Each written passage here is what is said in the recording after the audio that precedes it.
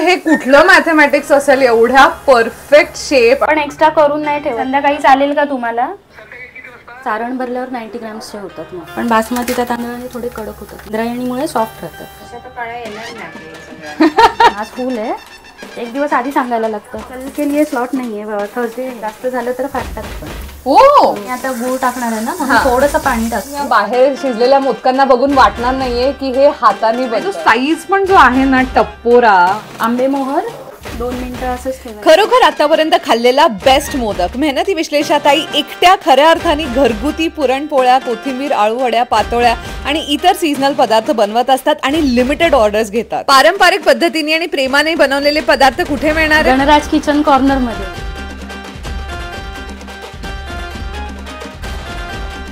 एवढ्यात मला खूप मेसेजेस आले की ताई तू घरगुती बिझनेसेस कव्हर करते, ते व्हिडिओज आम्हाला खूप आवडतात, म्हणून परत एकदा आलेलो आहोत आपण एका घरी भायखळ्याला.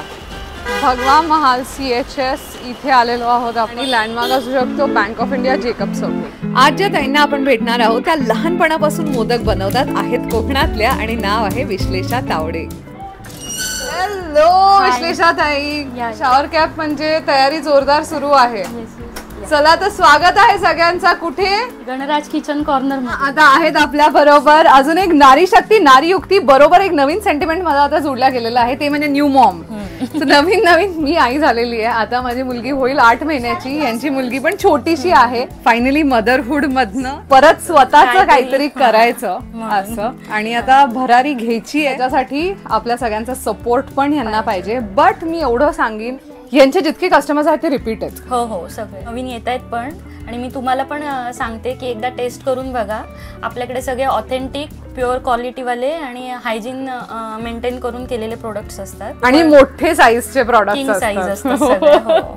आणि अळूवडी आहे आपल्याकडे, कोथिंबीर वडी आहे, पातोळे असतात, मोदक, आणि सगळे ऑथेंटिक एकदम चविष्ट असतात. एकदा नक्कीच ट्राय करून बघा. नाही मी ते नक्की सांगेन. आणि कारण की मी पुरणपोळी ह्यांच्या हातची टेस्ट केलेली आहे. It is the most brilliant. म्हणजे जी म्हणतो ना आपण की पुरण ह्याचं जे डेफिनेशन असतं ते ऍक्च्युअली पुरण गुळाचं असतं ह्यांचं, आणि एकदम पातळ पापुद्राची. जे 3 प्रकारचे मोदक आहेत ते म्हणजे केशर, ड्रायफ्रूट आणि हा आपला नॉर्मल मोदक, आणि मँगो मोदक पण असतात आपल्याकडे. पण आपण ते सीझनल करतो, कारण कोकणातून जो प्युअर हापूसचा आंबा येतो त्याच रसामध्ये मी मोदक करते. ह्यांच्या किचन मध्ये नारळ पण कोकणातनं येतात. आता नागपंचमीसाठी पातोळ्यांची हळदीची पानं पण त्यांची कोकणातनं आलेली आहेत. सो अशा प्रकारचा हा एकंदरीत गोष्ट आहे. पण एवढं सगळं जेव्हा आपल्याला मिळतं तेव्हा अजून एक लिमिटेशन असतं, ते म्हणजे ऑर्डरची क्वांटिटी.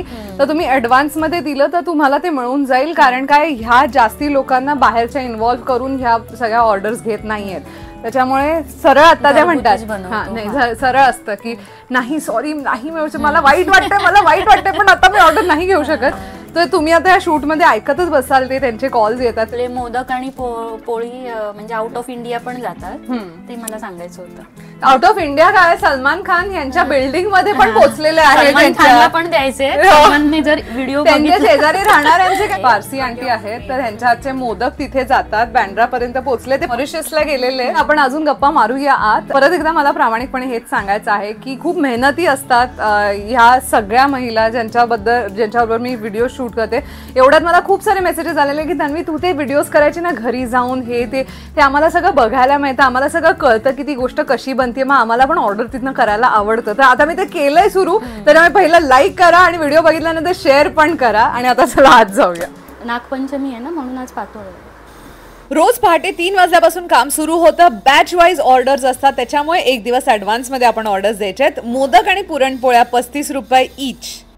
या बाहेर शिजलेल्या मोदकांना बघून वाटणार नाहीये की हे हाताने बनतंय. सो हे ट्रेनिंग कुठून मिळालं? मला लहानपणापासूनच यायचे मोदक, आणि आता प्रॅक्टिस करून येत आहेत आता व्यवस्थित. गाव चिपळूण, सासर झोंगडी. हे गोळे आहेत ते 45 ग्रॅम्सचे असतात. सारण भरल्यावर 90 ग्रॅम्सचे होतात. कुठला एखादा दिवस असेल की बापरे मी आज एवढे केले? लास्ट नाही, त्याच्या आधीच्या वर्षी 1001 असतील मोदक गणपतीमध्ये. एका दिवशी मदत नाही, मग माझी जाऊ येते मदतीला, आणि मम्मी असतात, सासूबाई असतात, हसबंड माझे खोबरं वगैरे खवणून देतात. नाही, मॅन्युअली सगळं अगदी म्हणजे आपल्या जुन्या पद्धतीनेच करतो. नागपंचमीसाठी ही हळदीची पानं मी खास गावावरून मागवली. बर. त्यांना स्मेल छान असतो म्हणून. हो हो, त्याच्यात उकड काढलेली वेगळीच असते. मग ऑर्डर्स याच्या नागपंचमीच्या कालपासून तर खूपच, आता सकाळी पण 7 वाजल्यापासून फोन येत आहेत. त्यातली आजची मी एक पण नाही घेतली ऑर्डर. अरे ऑलरेडी स्लॉट्स फुल आहेत सगळे, सकाळ दुपार आणि संध्याकाळ. सिस्टमॅटिक स्लॉट वाईज काम असतं, कारण ताजे बनवले आणि लगेच पाठवले. आज बनलेल्या सगळ्या पदार्थांचा छोटा छोटा सॅम्पल आपल्या शेगडीला नैवेद्य म्हणून दाखवला. आणि आता सर्वात महत्वाचा भाग, सारण कसं बनवायचं आहे आणि उकड कशी काढायची आहे आणि कुठल्या तांदळाची. सेम प्रमाण असतं, म्हणजे 2 पेले पाणी तर 2 पेले पीठ. तांदूळ कुठले? इंद्रायणी तांदूळ आणि आंबेमोहोर तांदूळ दोन्हीचं, म्हणजे 1 kilo 1 kilo Indrayani, 1 kilo Ambemohar. Basmati पण घेऊ शकता वासासाठी, पण बासमतीच्या तांदळाने थोडे कडक होतात. इंद्रायणीमुळे सॉफ्ट राहतात आणि एक चकाकी पण येते ना. काही काही लोक थोडंसं तूप घालतात, उकड पण घालते, थोडं मीठ आणि थोडंसं दूध पण घालतं. दुधाने कलर छान येतो आणि शाईन येते जरा तुपाने. हो, म्हणजे तूप आणि प्लस इंद्रायणी म्हणजे चमकीले मोदक. तुम्ही विफास्ट करू शकता, मी पनवेल पर्यंत जातात आपले मोदक. हो, नंतर कधी पण सांगितलं तरी मिळेल, पण आज नाही मिळणार.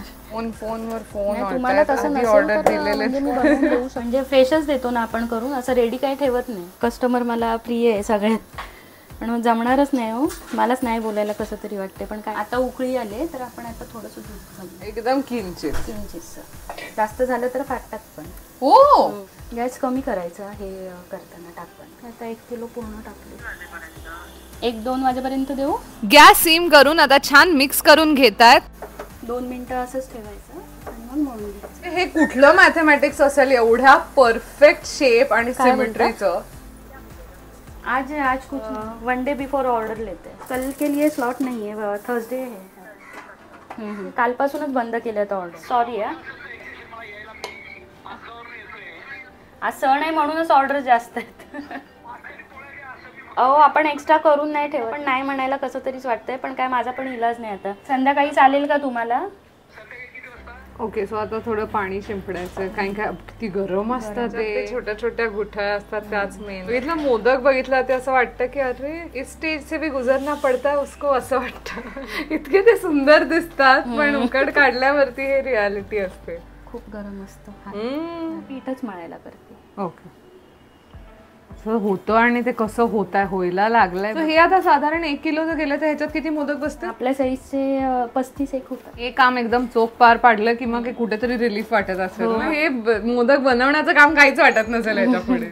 तिखट पण असतं ना खूप. हो, पाहिजे तुम्हाला बाइंडर. अच्छा, मला इथे गप्पाच मारता येत नाहीत, कारण काय हात चालू आहेत कामाकडे आणि फोन चालू आहेत बोलण्यासाठी. काही सांगतायत. हा चालेल, मला उद्या फोन कराल तुम्ही जरा. ऑर्डर आज मिळणार नाही, आज 1-2 मोदक मिळतील, 3 पुरणपोळ्या मिळतील. रिपीट कस्टमर तर ना असं करतायत. सो आता हे झालं मळून. अच्छा, आणि आता मग गोळे करून ठेवणार आहे. एका या गोळ्या मागे किती वेळ गेलेला का माझ्या हाताला मऊ लागतंय याचं टेक्स्चर. आय डोंट नो, हा सॉफ्टनेस त्या दुधामुळे आलाय का ज्या प्रकारे उकड काढली त्याच्यामुळे आला. पण इमॅजिन याचा मोदक कसा लागणार. सो सारण हे महत्वाचं आहे.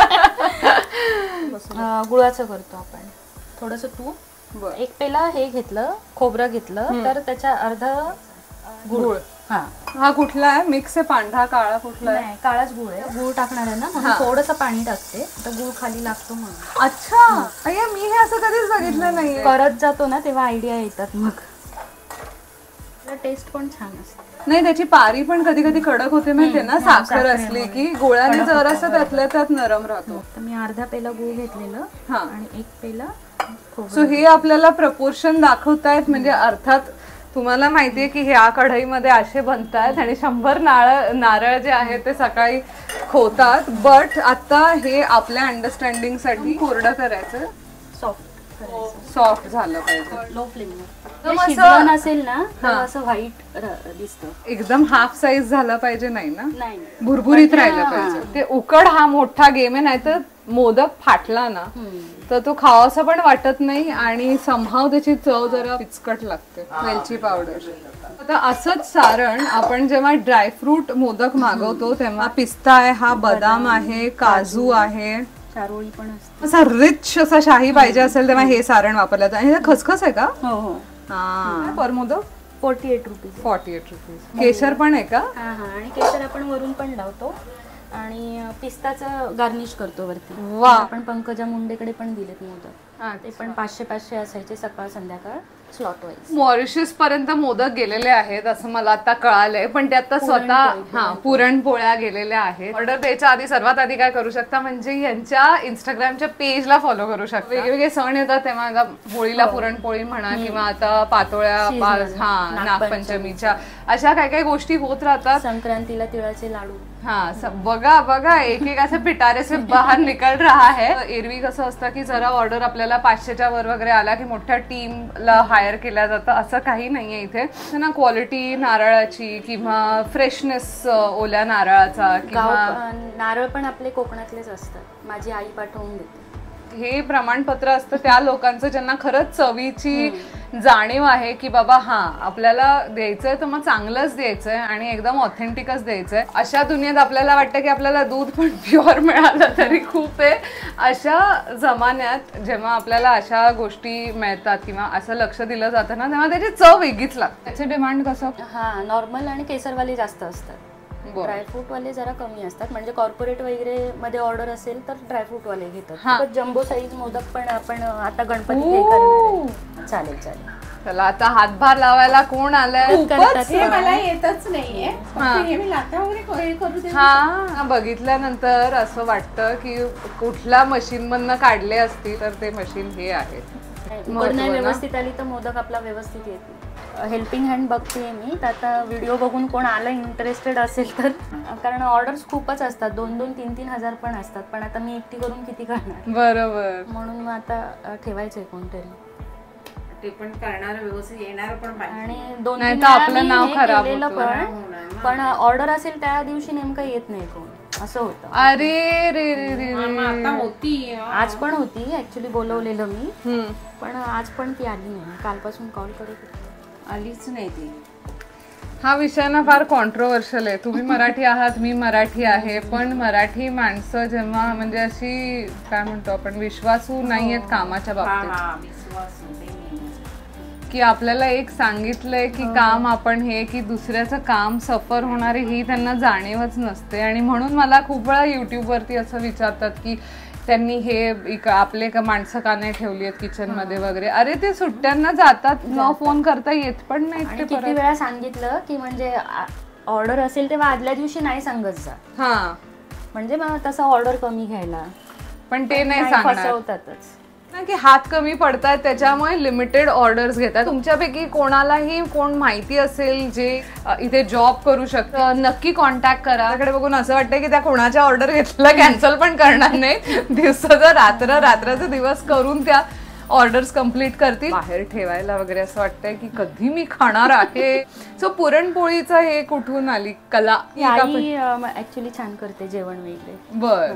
तिचं बघूनच शिकले. मैदा आणि तुपातली असते पोळी. प्रेग्नन्सीचं वर्ष आणि 2 वर्ष 3 वर्ष ब्रेक आणि नंतर परत चालू केलं. आता सिर्फ घरगृहस्थी नाही, आपल्यातलं जी कला आहे ती आपण जोपासलीच पाहिजे. आज संध्याकाळी खारघर, पनवेल तिकडच्या पण ऑर्डर्स आहेत. कस्टमर्स जेव्हा परत येतात ना तेव्हा मग जरा म्हणजे चीज वाटतं केलेलंच. येणार नाही आपल्याला सगळ्या. आणि तो साईज पण जो आहे ना टप्पोरा, पोळ्या पण सगळ्या आपल्या फुलतात, सगळ्या पोळ्या परत उघड काढायचे आहे आता नेक्स्ट बॅच साठी. आता दुपारच्या ऑर्डर्स डिस्पॅच होत आहेत आणि मला तुम्हाला रॉ आणि रिअल फुटेज दाखवायचं होतं की घरगुती व्यवसाय जे लोक चालवतात त्यांचा दिवस खरंच खूप डिफिकल्ट असा असतो आणि घरच्यांसाठी पण तेवढीच इन्व्हॉल्वमेंट त्यांना द्यावी लागते. संध्याकाळच्या कोथिंबीर वडीच्या ऑर्डरसाठी आता त्यांच्या सासूबाई इथे कोथिंबीर साफ करत आहेत.